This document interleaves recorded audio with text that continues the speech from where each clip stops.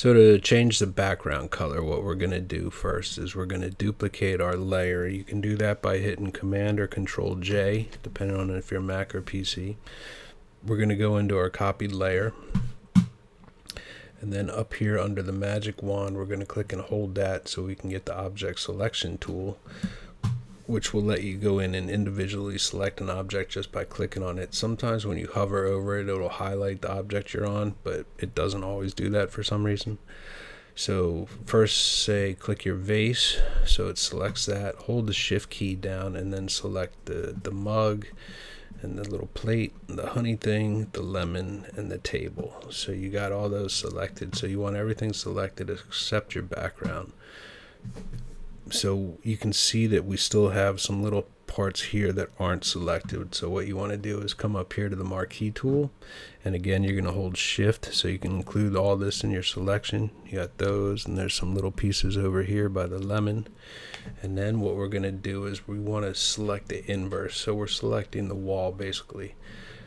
So you're going to do a Control Shift I or a Command Shift I on the Mac, which is going to do the inverse. So now you can see that the wall itself is selected. And with that selected, we're going to come down here to the layer mask button. It looks like the rectangle with a little circle in it. We're going to click that, and that is going to mask the object for us. So we just have the wall. If you take the copy layer away, actually we can come in here, and now that we see we have this, so click on the layer mask over there, hit D on your keyboard, and that just gives you the default black and white, and grab your brush tool. So with that selected, we want to paint these little spots in black. So make sure the black's in the front, and just do that. Come over here and do this one. There's a little there and down there. And that's just going to make it a little cleaner for us. Alright, so if you come back, you can turn that bottom layer back on, and then click off the mask on the copied layer and click on the actual image itself.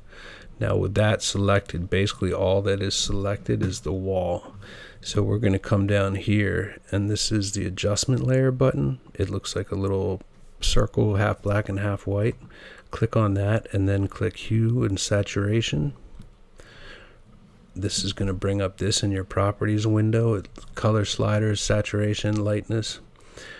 And down here you have this button, which is going to just apply it to the layer directly below it. So it's going to apply it to this layer, which we're working on. So you want to do that. And then from there, this is basically selected this background wall for us to manipulate. So then all you have to do is come up here to your hue and slide it to the color you want.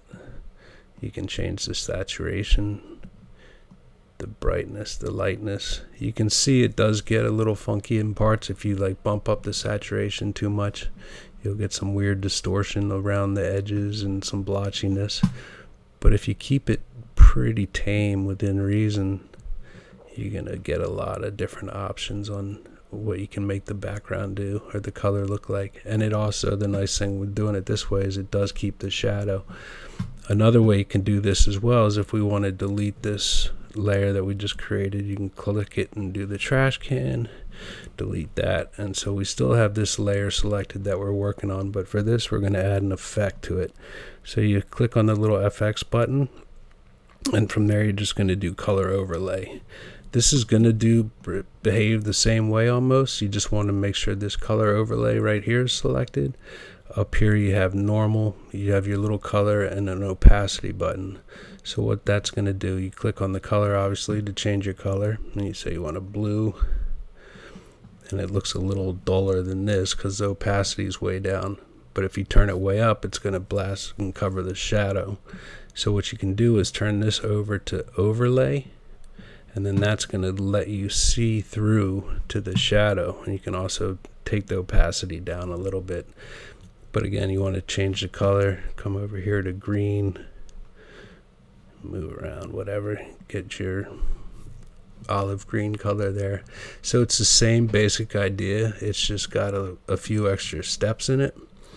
So I would say the easier way to jump between colors is the other way we did it. So if you do the hue saturation, click on that, and then you can just slide through them a lot easier. So anyway, hopefully that helped. If you have any questions, please let me know. Thanks.